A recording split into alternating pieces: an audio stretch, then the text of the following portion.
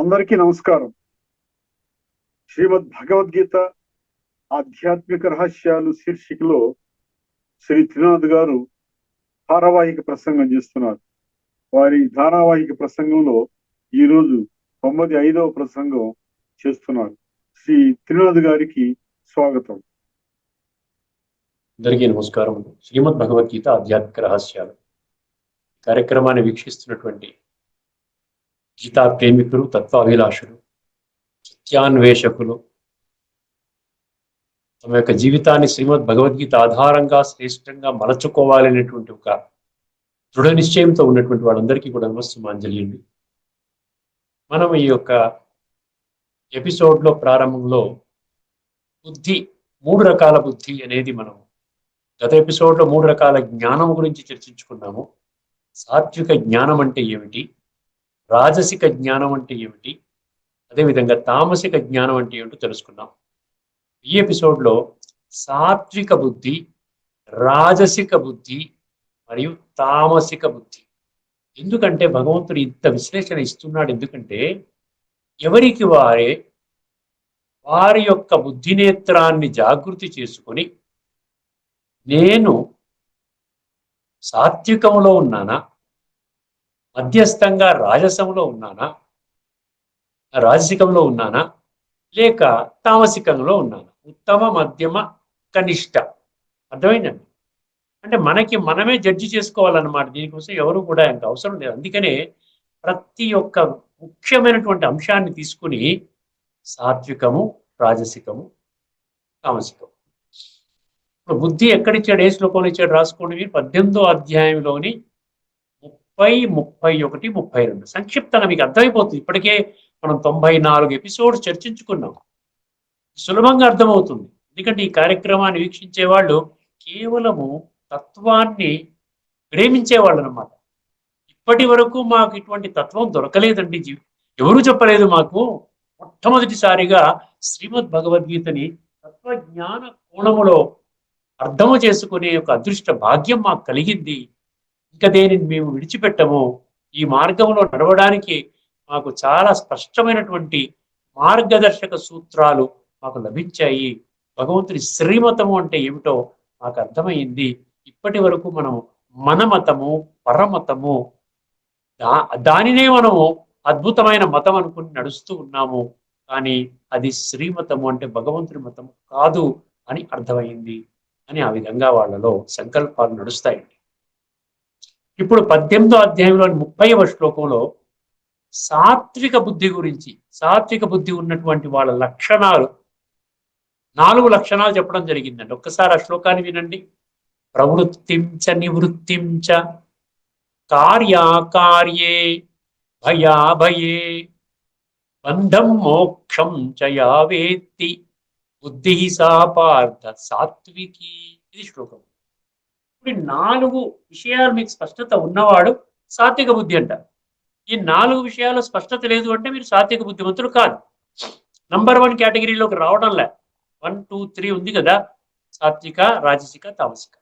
ఇక్కడ ఏమన్నా ప్రవృత్తించ నివృత్తించ అన్నాడు. మొదటిది అంటే ప్రవృత్తి అంటే ఏమిటి, నివృత్తి అంటే ఏమిటి. ఇదివరకే మనం ఒక ఎపిసోడ్లో దైవాసుర సంపద విభాగ యోగములో 16వ అధ్యాయంలో అర్థమైందండి.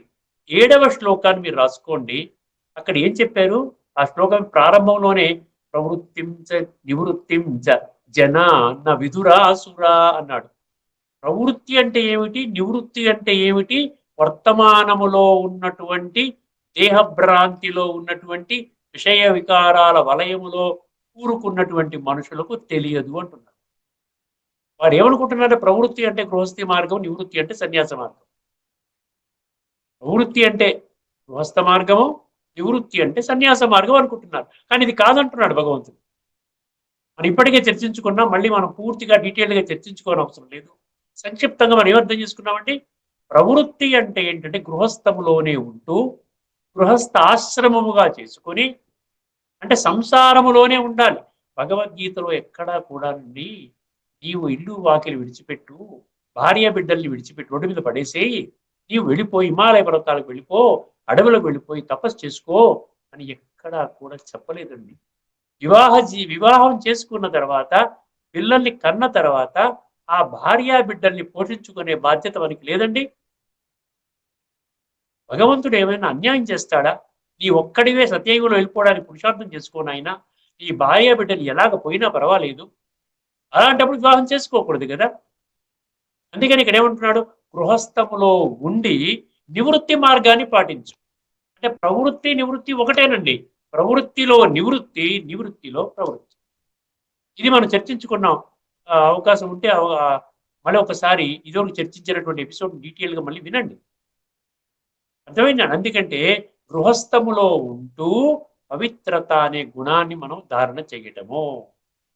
అర్థమైందండి. శుద్ధ ఆలోచనలు, సత్సంకల్పాలు, మంచి మాటలు, మధురమైనటువంటి మాటలు, శ్రేష్టమైన కర్మలు, ఇవి చేసుకోవడమే ప్రవృత్తిలో ఉంటూ నివృత్తి. అందుకనే బుద్ధి నేత్రము తెరుచుకున్న వాడికి మాత్రమే ఈ విషయం అర్థమవుతుంది. బుద్ధి నేత్రం మూసుకున్న వాడికి ప్రవృత్తి అంటే గృహస్థము, నివృత్తి అంటే సన్యాసం, రెండు ఓకే. అర్థమైందండి. ఇప్పుడు క్లారిటీ వచ్చిందా మీకు? ప్రవృత్తిం చ నివృత్తిం చ కార్యాకార్యే. కార్య అకార్య. ఏ కార్య అంటే కర్మ, ఏ కర్మ నేను చెయ్యాలి, ఏ కర్మ నేను చెయ్యకూడదు, గుర్తుపెట్టుకోండి. ఈ స్పష్టత ఉన్నవాడే సాత్విక బుద్ధిమంతుడు. ఏ కర్మ చెయ్యాలి? ఇప్పటికే జన్మ జన్మలుగా ద్వాపర యుగం నుండి మనిషి వస్త్రాన్ని తీసుకొని, అంటే దేహాన్ని తీసుకొని విడిచిపెడుతూ ఆ విధంగా ఆత్మ ప్రయాణము చేస్తూ చేస్తూ కలియుగం యొక్క అంతిమ సమయంలో వచ్చింది.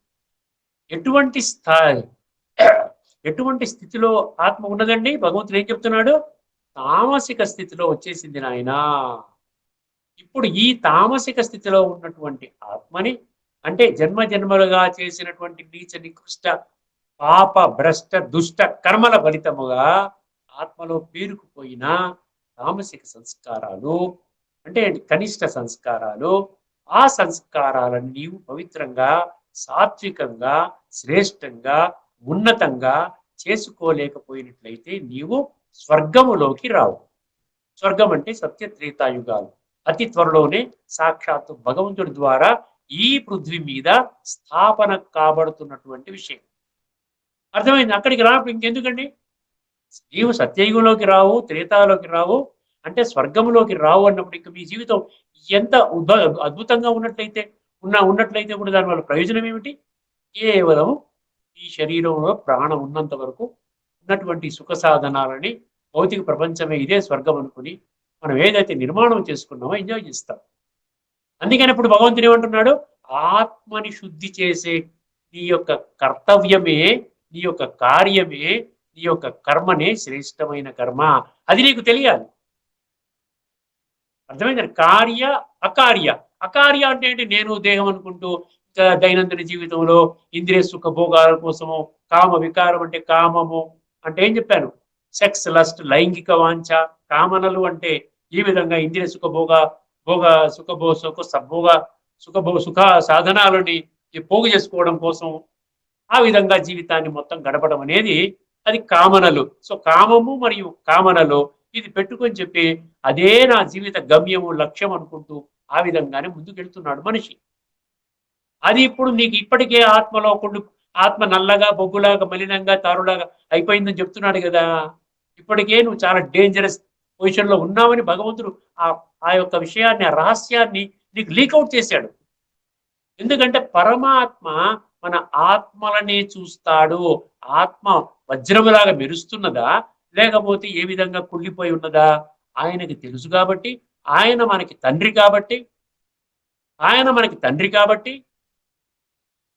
బిడ్డలైనటువంటి మనందరినీ కూడా దగ్గరికి తీసుకొని బుద్ధినేత్రాలు తెరుచుకోండి నాయన, మీరు సాత్విక బుద్ధివంతులుగా అవ్వండి. ఇప్పటి వరకు ఎన్నో జన్మలుగా మీరు ఈ విధంగా కర్మలు చేశారు, నేను పట్టించుకోలేదు, ఇప్పుడు మీరు శ్రేష్టమైన కర్మలు చెయ్యాలి. అందుకనే కార్య అకార్య విడిచిపెట్టేసేయండి. దేహభ్రాంతిలో ఈ విషయ వికారాల వలయంలో చిక్కుకొని ఆ విధంగా కర్మలు విడిచిపెట్టండి. శ్రేష్టమైన కర్మలు చెయ్యండి. ఆత్మని శుద్ధి చేసుకునే కర్మలు చెయ్యండి. మొత్తము శరీరము, ఇంద్రియాలు, మనసు, బుద్ధి ఇవన్నీ కూడా కేవలము ఆత్మశుద్ధి కోసమే మీరు వాడుకోవాలి. ఇప్పుడున్నటువంటి డేంజరస్ స్టేట్ నుండి బయటపడాలంటే 5వ అధ్యాయం 11వ శ్లోకం ఇప్పటికీ ఎన్నోసార్లు చెప్పుకున్నాం. కాయేన మనసా బుద్ధ్యా కేవలైరింద్రియైరపి యోగిన కర్మ కుర్వంతి సంగం త్యక్త్వా ఆత్మశుద్ధయే అన్నాడు. సో ఇది కార్యకార్య అర్థమైంది కదండి. ఇప్పుడు భయే, భయము అభయము.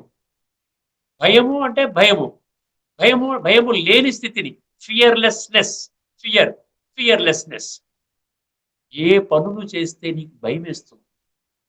దొంగ పనులు చేస్తే భయం వేస్తుంది, అర్థమైన మోసము చేస్తే భయం వస్తుంది, అవతల వాళ్ళకి దుఃఖము కలిగించే పనులు చేస్తే భయం వేస్తుంది, చరిత్రని పోగొట్టుకుంటే మీకు భయం వేస్తుంది. ఇప్పటికీ ఆత్మ పాడైపోయింది కాబట్టి ఒక మంచి మనసు ద్వారా మంచి సంకల్పం చేయలేము, నోటి ద్వారా మధురమైన మాటలు మాట్లాడలేము, ఈ యొక్క శరీరం ద్వారా ఇంద్రియాల ద్వారా శ్రేష్టమైన కర్మలు చేయలేమండి. అందుకనే మనకు భయం వేస్తుంది. భయభక్తులు అంటారు కదా, భయము నుండి భక్తి పుట్టిందండి. ఏ భయము లేకపోతే ఖచ్చితంగా పర్ఫెక్ట్ గా ఉన్నవాడు భక్తి చేయక్కర్లే. ఈ భయము నుండి భయం పోగొట్టడం కోసం భగవంతుడా నన్ను రక్షించు, చెంపదెబ్బలు వేసుకుంటున్నాం, తల వంచి నమస్కరిస్తున్నాం, యాని కానిచ పాపాని అంటున్నాం, ఈ యొక్క మాలలు తిప్పుతున్నాం, సాష్టాంగ నమస్కారం చేస్తున్నాం.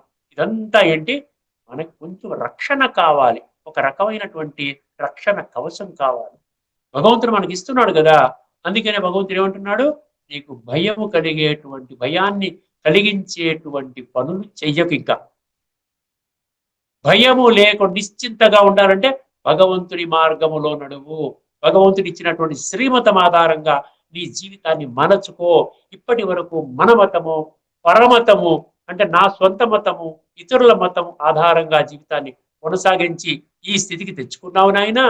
ఇప్పుడు నేను సృష్టి మీద అవతరించాను, జీవితాన్ని సర్వాంగ సుందరంగా సర్వశ్రేష్టంగా 3 పువ్వులు 6 కాయలుగా తీర్చిదిద్దుకోవడానికి ఏదైతే అవసరమో అవన్నీ కూడా నీకు నేను చెప్తున్నాను. ఇప్పుడు జ్ఞానము, ఆధ్యాత్మిక జ్ఞానము, నీవు మూల స్వరూపంలో ఆత్మవి. ఆత్మ అనుభవం చేసుకుంటే ఆత్మలో దాగి ఉన్నటువంటి 26 దివ్య గుణాలు అనుభూతిలోకి వస్తాయి, అనుభవంలోకి వస్తాయి. 16వ అధ్యాయంలో మొదటి 3 శ్లోకాలు. మేలుకోనైనా, ఇప్పుడు లేకుండా మరెప్పుడు లేదు, ఆలసించిన ఆశాభంగము, కొద్ది సమయం మాత్రమే మిగిలి ఉన్నది, 89 సంవత్సరాలు అయిపోయింది ఇప్పటికే సృష్టి మీద నేను అవతరించి. ఒక 30 లక్షల మంది దీన్ని పసిగట్టారు. వాళ్ళు ప్రతిరోజు కూడా ఆత్మానుభవం చేసుకునే ప్రయత్నం చేసుకుంటున్నాను, నీ శక్తులు గుణాలు తీసుకుంటున్నారు. అర్థమైందండి. మీరు కూడా నా బిడ్డలు ఎవరైతే తెలుసుకున్నారో వారిలాగా మీరు కూడా తెలుసుకోండి. ఎందుకంటే నేను అందరి వాడిని కాదు. ఏదో కొద్దిమంది బ్రహ్మకుమారులకు చెప్పడానికి రాలేదు. ఎవరైతే తెలుసుకున్నారో వాళ్ళు బ్రహ్మకుమారులు. అసలు చెప్పాలంటే అందరూ బ్రహ్మ సంతానమే.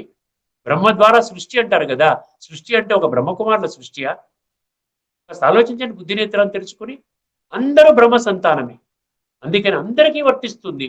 ఎవరు తెలుసుకున్నారో వాళ్ళు బ్రహ్మ కుమారులు, ఆడవాళ్ళైతే బ్రహ్మ కుమారీలు అని. ఆ విధంగా ఒక 25-30 లక్షల మంది ఇప్పటికీ తెలుసుకున్నారు 150 దేశాల్లో. అందువల్ల ఏమంటున్నారు? భయే.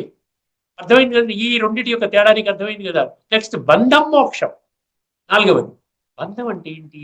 ఆత్మని పాడు చేస్తుంది. మోక్షం అంటే ఏంటి? ఆత్మలో ఉన్నటువంటి చెడుని తొలగిస్తుంది. అర్థమైంది? దేహ భ్రాంతి నుండి మోక్షము, లిబరేషన్ అంటాడు ఇంగ్లీష్లో. లిబరేట్ చేస్తుంది అంటే సత్యత ఆధారంగా జీవితాన్ని జీవించేలాగా తయారు చేస్తుంది. అర్థమైందండి. బంధం అంటే ఏంటి? ఇప్పటికే బంధం అంటే కర్మ బంధనము అంటాడు, కర్మ సంబంధం అంటాడు. కర్మ సంబంధంలోకి రావాలి కానీ కర్మ బంధనంలోకి రాకూడదు. ఏదో ఇష్టం వచ్చినట్టు పనులు చేసేసి అరే రే ఆ పని చేయకుండా ఉంటే బాగుండేది కదా, ఒక మనిషిని దుఃఖపెట్టాను కదా, పెద్ద ఆవిడండి, ఆవిడ ఏమనుకుంటుందో, చాలా తిట్టేశాను, ఉదయం నా మూడు బాగులేక ఆవిడ ఎదురైంది, ఆవిడని తిట్టి పోగులు పెట్టాను. చెడు పనులు చేయకూడదండి. సింపుల్ గా చెప్పాలంటే శ్రేష్ట కర్మలు మిమ్మల్ని సంబంధంలోకి తీసుకొస్తాయి, దుష్ట కర్మలు మిమ్మల్ని బంధిస్తాయి అంటే ఇప్పటికీ కుళ్ళిపోయిన ఆత్మ ఇంకా కుళ్ళిపోయి మిమ్మల్ని అధోగతి పాలు చేస్తుంది.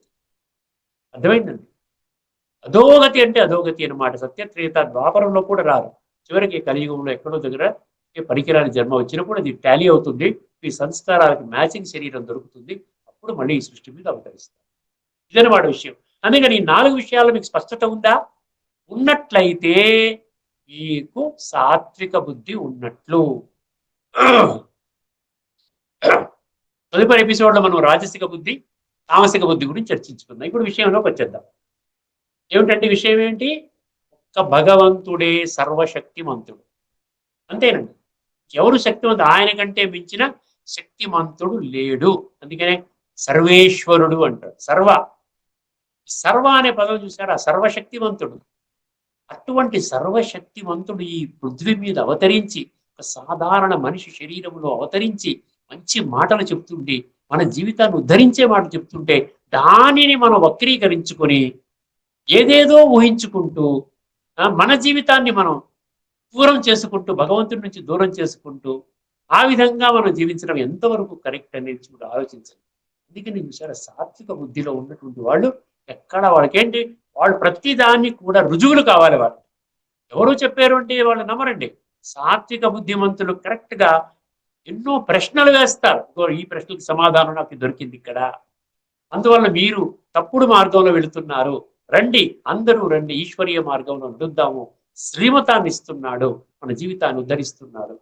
అందుకని మీకు ఏ చెప్తున్నప్పుడు మీరు 10వ అధ్యాయం చదువుకోండి. మీరు కావాలంటే 10వ అధ్యాయం ఏం పేరు పెట్టారు? విభూతులు. విభూతులు అంటే ఏమిటి? విభూతి యోగం అన్నాడు. విభూతులు అంటే భగవంతుడు ఏ విధంగా గొప్పవాడు. ఆయన చెప్పుకోకపోతే మనం నమ్మం కదండి.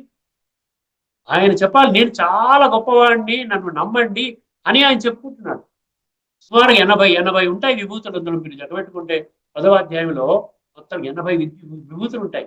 నేను చాలా గొప్పవాడిని, నేను చాలా మంచివాడిని, దివ్య గుణాల సాగరుణ్ణి, సర్వశక్తివంతుణ్ణి, ఆదిమధ్యాంతాల జ్ఞాతుణ్ణి, నిరాకారుణ్ణి, విశ్వాత్మలందరికీ తండ్రిని, నేను ఒక్కడే పరమ సత్యము, నన్ను నమ్మండి అంటున్నాడు. చాలా తీవ్రమైన విషయం అండి. ఇది మన జీవితాన్ని అసుర దైవ అసుర సంపద అన్నాడు చూసారా? ఇటు వెళ్ళాలా, ఇటు వెళ్ళాలా. దైవీ సంపద ఉన్నవాళ్ళు సత్యత్రేతాయుగాల్లో వెళ్తారు, అసుర సంపద ఉన్న వాళ్ళు ద్వాపర కలియుగాల్లో జన్మ తీసుకుంటారు. ఇది స్వర్గము, ఇది నరకం. అందులో కొన్ని మచ్చుకి కొన్ని విభూతులు చూడండి. మీరు ఏమన్నాడు? దైత్యులలో నేను ప్రహ్లాదుడిని అన్నాడు, నదులలో నేను గంగా నదిని అన్నాడు, పాండవులలో నేను అర్జునుడిని అన్నాడు. ఏమండి? జీవులలో నేను ప్రాణశక్తిని అన్నాడు, అంటే నేను ఆత్మని అన్నాడు. అర్థమైందండి? మనుషులలో నేను ఆత్మని అన్నాడు.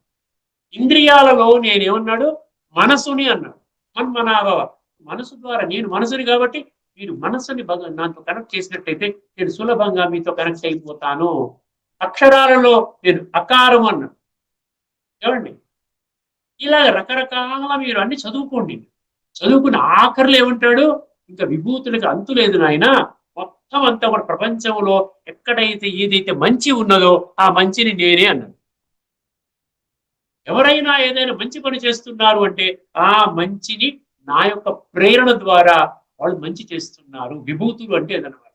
విభూతులు అంటే ఏంటంటే మనసులో ఒక విషయం, భగవంతుడు ఒక్కరే, అందరూ భగవంతుడి సంతానము, అందరూ నాకు ఆత్మపరంగా నా సోదరులు, వీలైనంత వరకు నా సోదరుడికి నేను సహాయం చేస్తున్నాను, వీలైనంత వరకు సహయోగం చేస్తాను, హెల్ప్ చేస్తాను. మనము ఒక వ్యక్తికి కొంచెము కాస్త ఉపశమనం కలిగించడానికి మీరేం ఆస్తులు ఇవ్వక్కర్లేదండి.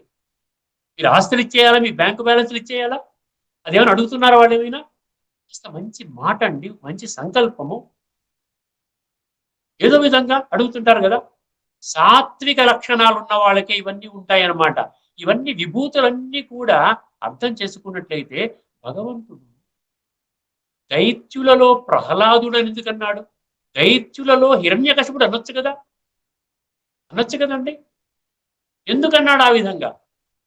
నేను మంచికి మాత్రమే రిప్రజెంటేషన్, చెడుతో నేను ఉండను. మీరు కూడా మంచి మార్గాన ఉన్నట్లయితేనే మీరు నాతో కనెక్ట్ అవ్వగలుగుతారు. చరిత్ర నిర్మాణం చేసుకున్నట్లయితేనే మీరు నాతో కనెక్ట్ అవ్వగలుగుతారు.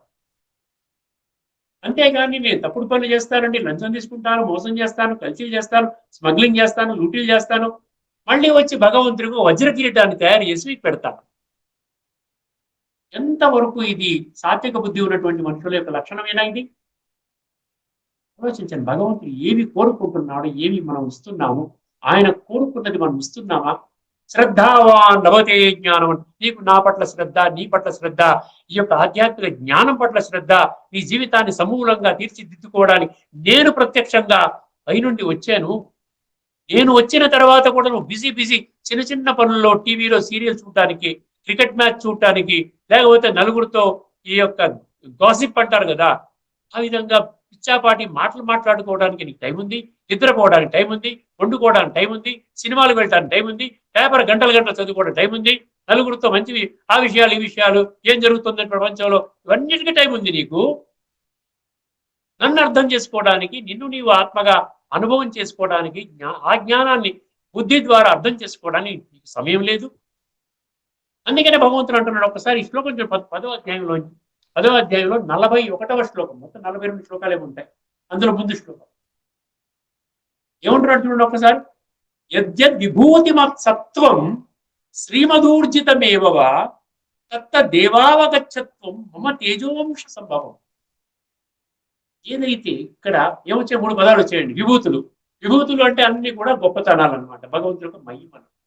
భగవంతుడి యొక్క మహిమలు ఎవరు చేస్తారు? సత్వం అన్నాడు అక్కడ. సత్వం అంటే ఏంటి? ఆత్మని దర్శించుకున్నవాడు చేస్తాడు. దేహ ప్రాంతంలో ఉన్నవాడు ఏం చేస్తాడు? భగవంతుడు ఏవైతే నాకెందుకంటే అంటాడు, నాకు టైం లేదని గుర్ర పందాలకు వెళ్ళాలి, పేకాట క్లబ్బులకు వెళ్ళాలి, లేకపోతే సినిమాలకు వెళ్ళాలి, లేకపోతే పార్టీలకు వెళ్ళాలి, మ్యారేజ్ పార్టీ ఉంది, ఇంకో పార్టీ ఉంది, దీంట్లో బిజీగా ఉంటాడు. ఒకసారి చూడండి, యద్యత్ విభూతి మత్ అంటే పొసెసింగ్ అనమాట, రావడం అనమాట, తెచ్చుకోవడం. విభూతి మత్, శ్రీమత్. ఈ మత్ అంటే ఏంటి? మనకి దొరకడం అనమాట, లభించడం.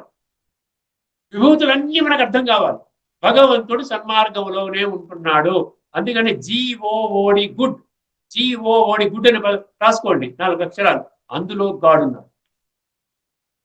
యుజిఎల్వై అగ్లీ, అందులో గాడ్ ఉన్నాడా? బిఏడి బ్యాడ్, అందులో గాడ్ ఉన్నాడా? ఎలా చూసినా కూడా మీరు ఆత్మ అనుభవం చేసుకున్నట్లయితే పరమాత్మ యొక్క గొప్పతనం అంత అద్భుతంగా మనకు అనుభవం అవుతుంది. అందుకనే అక్కడ సత్వం అన్న పదం వచ్చింది. సత్వం అంటే ఆత్మజ్ఞానము, ఆత్మ అనుభవము. అర్థమైందండి? శ్రీమదూర్జిత, శ్రీమత్ అన్నాడు అక్కడ. శ్రీమతం అంటే మన శ్రీమద్ భగవద్గీత మొదటి పదం కదండి. శ్రీమతం అంటే ఏమి లేదండి. శ్రీమతం అంటే దివ్య గుణాలతో జీవించడం అన్నమాట. దివ్య గుణాలు, అవగుణాలు, అంతే కదండి. అవగుణాలు, దివ్య గుణాలు, అసుర గుణాలు, దైవ గుణాలు. అప్పుడు ఏమంటున్నాడు? ఇవన్నీ కూడా ఎక్కడి నుంచి వచ్చింది? తత్తదేవాగచ్చత్వం, తత్తదేవావగచ్చత్ మమ తేజోంశ సంభవం అన్నాడు. అంటే నా యొక్క తేజస్సు ద్వారా వచ్చింది అంటున్నాడు. నా యొక్క తేజస్సు ద్వారా వచ్చింది. నేను అంటే నాతో నువ్వు కనెక్ట్ అవుతేనే, నాతో నువ్వు కనెక్ట్ అవ్వాలంటే ముందు నీ యొక్క ఒరిజినల్ స్టేటస్ అర్థం కావాలి. నీ యొక్క ఒరిజినల్ స్టేటస్ ఏంటి? ఆత్మ. అర్థమైందండి? నిన్ను నీవు ఆత్మగా అనుభవం చేసుకోగలిగితే అప్పుడు నేను ఆత్మ ద్వారా కనెక్ట్ అవుతాను అని చెప్పాను కదా. ఎన్నో శ్లోకాలు చెప్పాడు. 13వ అధ్యాయంలో ఆఖరి శ్లోకం తీసుకోండి. క్షేత్రజ్ఞయోరేవం అంతరం జ్ఞానచక్షుష భూత ప్రకృతి మోక్షం చ ఏ విదుర్యాంతి తే పరమన్నారు. భూత ప్రకృతి మోక్షం చ. భూత ప్రకృతి అంటే పంచతత్వాలతో కూడుకున్నటువంటి ఈ ప్రకృతి యొక్క భ్రాంతి నుండి నీవు ముందు మోక్షం పొందాలి. అంటే ఆ భ్రమ, భ్రాంతి, డెల్యూషన్ అంటాడు ఇంగ్లీష్ లో, అక్కడి నుంచి బయటకు వచ్చి నీ యొక్క మూల స్వరూపంలోకి రావు. అది అభ్యాసం చేయడం అన్నమాట. ప్రతిరోజు మాకు బ్రహ్మకుమారి సెంటర్లో అభ్యాసం చేయిస్తారు. మీకు అభ్యాసం కావాలి, అనుభూతి కావాలి, పరమాత్మ యొక్క మహావాక్యాలు వినాలి. నిజంగా భగవంతుడు సృష్టి మీద అవతరించి ఏం మాట్లాడతాడు మీకు ఆశ్చర్యం కలుగుతుందండి. భగవంతుడు ఒక సాధారణ మనిషి శరీరం ఆధారంగా ఆయన అందులో వచ్చి ఆయన ఇచ్చినటువంటి జ్ఞానము సుమారుగా 10,000 పేజీలు ఉంటుందండి. 10,000 నుండి 15,000 ప్రింటెడ్ మ్యాటర్ బ్రహ్మకుమారి దగ్గర ఉన్నదండి. ప్రింటెడ్ మ్యాటర్ ఉందండి బుక్స్ లో. భగవంతుడు పలికిన మహావాక్యాలు ఈ రోజు డేట్ వైజ్ ఆ విధంగా ఉంటుంది. అప్పుడు మీకు అర్థమవుతుంది. ఇప్పుడు దానికి తెలియదు మీకు భగవంతుడు ఏంటి, రావడం ఏమిటి అని హేళన కలగవచ్చు. లేకపోతే తక్కువగా మీరు చిన్న చూపుగా అర్థం చేసుకుని బ్రహ్మకుమారి సంస్థనే మీరు నిందించవచ్చు. దాన్ని ఆచరిస్తున్నటువంటి వాళ్ళని మీరు దూషించవచ్చు, ఏదైనా చేయవచ్చు. కానీ అక్కడికి వచ్చిన తర్వాత నీకు అర్థమవుతుంది.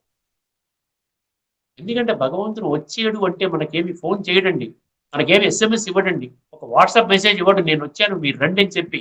ఆయన చేసేటువంటి కార్యము గుప్తంగా జరుగుతుందండి. సీక్రెట్, మోస్ట్ సీక్రెట్ గా జరిగిపోతుంది. అందుకనే బ్రహ్మకుమారులు కూడా సీక్రెట్ గానే ఉంటారు.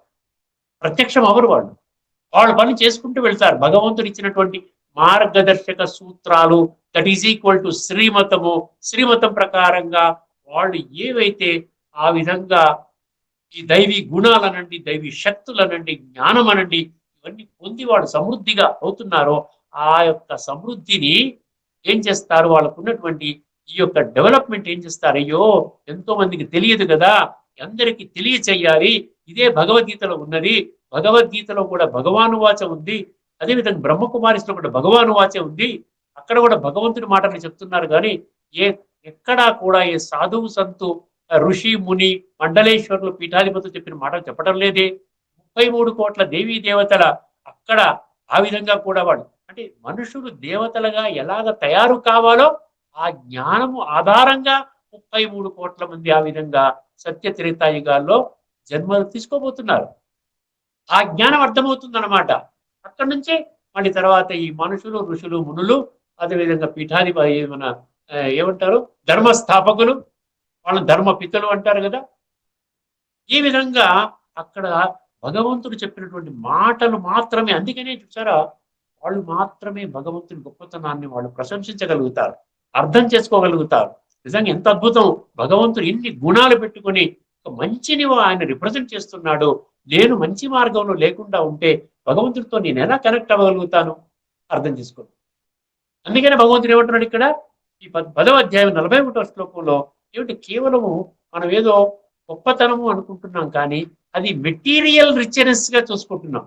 ఇప్పుడున్న భౌతిక సామ్రాజ్యంలో నాకు పెద్ద బంగళా ఉంది, 5 కోట్లు పెట్టి కొనుక్కున్నాను, ఈ విల్లా కట్టుకున్నాను, లేకుండా ఉంటే నాకు వజ్ర వైడూర్యాలు ఉన్నాయి, లేకపోతే చక్కగా విందు భోజనాలు చేస్తున్నాను, బ్రహ్మాండంగా ఉన్నారు, నా సంతానం అమెరికాలో ఉన్నారు, నాకు ఎన్నో కనెక్షన్స్ ఉన్నాయి, పెద్ద పెద్ద వాళ్ళ కనెక్షన్స్ ఉన్నాయి. ఈ భౌతికతను మనం చాలా గొప్పగా వర్ణించుకుంటున్నాం. కానీ భౌతికత ముఖ్యం కాదు. ఆధ్యాత్మికత ఉన్నప్పుడే నీవు అసలైనటువంటి భగవంతుడి యొక్క విభూతులను అర్థము చేసుకొని అప్పుడు ఆ విభూతులలో ఏమంటున్నాడు, భగవంతుడి యొక్క అంశం అంటున్నాడు. ఆఖరి పంక్తి చూసారా మీరు, మమ తేజోంశ సంభవం అన్న, నా యొక్క అంశము అంటే భగవంతుడితో కనెక్ట్ అవుతాయి. మనుషుల్ని బాగు చేయలేరండి. మనుషులు దేహభ్రాంతిలో ఉన్న మనిషి ఇంకొక దేహభ్రాంతిలో ఉన్న మనిషిని ఆత్మ అనుభూతి చేసే విధంగా చేయగలుగుతాడా? అర్థమైందండి. పరమాత్మ యొక్క జ్ఞానము లేనటువంటి వ్యక్తి ఇంకొక వ్యక్తికి పరమాత్మకు సత్యమైన జ్ఞానం ఇవ్వగలుగుతాడా? అందుకనే ఈ రోజున ఆశ్చర్యకరమైన విషయం ఏమిటంటే, భగవద్గీతని చదువుకున్న వాళ్ళు కూడా ప్రతిరోజు నిత్యము పఠన పారాయణ శ్రవణ ప్రచార ప్రసారంలో నిమగ్నమైనటువంటి వాళ్ళు కూడా భగవంతుడి గురించి, భగవంతుడి యొక్క సత్యమైన వారసత్వం గురించి, భగవంతుడి యొక్క ప్రాప్తుల గురించి భగవద్గీత బయట వెతుక్కుంటున్నారు. భగవద్గీతలో వెళ్ళట్లేదండి, భగవద్గీత బయట. Bhagavad Gita is only meant for reading, reciting and listening. Reading, reciting, listening and propagating. భగవంతుడా అని చెప్పేసి భగవద్గీత టచ్ చేయట్లేదండి. అదే భగవద్గీతలోనే భగవంతుడి యొక్క సత్యమైన వాస్తవిక యథార్థ పరిచయం ఉన్నది. ఆ పరిచయం తెలుసుకుంటే భగవంతుడు చెప్పిన మాటలు నా యొక్క జీవితాన్ని ఉన్నతంగా చేయటం కొరకే అన్న విషయం అర్థమైందండి. ఈ ఎపిసోడ్ మనం ఇక్కడతో ముగిద్దాము. తదుపరి ఎపిసోడ్లో మరికొన్ని అద్భుతమైన శ్లోకాలు, ఏవైతే భగవంతుడు ఒక్కడే సర్వశక్తిమంతుడు, ఆయన కంటే గొప్పవాడు లేడు అన్న సంగతి, ఇది 6వ అసాధారణ గుణము, భగవంతుడి యొక్క 6వ అసాధారణ గుణం. ఇన్ని కోణాల్లో మనం అర్థం చేసుకుంటేనండి భగవంతుడి పట్ల మనకు విశ్వాసం కుదురుతుంది. భగవంతుడు వచ్చారు అన్నది అది మామూలు విషయం కాదు, తేలికగా తీసుకోవాల్సిన విషయం కాదు. దాన్ని మనం తీవ్రమైన విషయంగా భావించి మనము కూడా అటువంటి శ్రేష్టమైన మార్గంలో ప్రయాణించి మన జీవితాన్ని కూడా శ్రేష్టంగా తయారు చేసుకోవడానికి వీలు కలుగుతున్నది. ఓకేనండి, అందరికీ నమస్కారము. సమస్త సుఖినో భవంతు. ఓం శాంతి. శ్రీమద్ భగవద్గీత ఆధ్యాత్మిక రహస్యాలు శీర్షికలో శ్రీ త్రినాథ్ గారు గీత సర్వశక్తివంతము ఎట్లాగో సవివరంగా విశ్లేషించారు. వారికి ధన్యవాదాలు. నమస్కారం.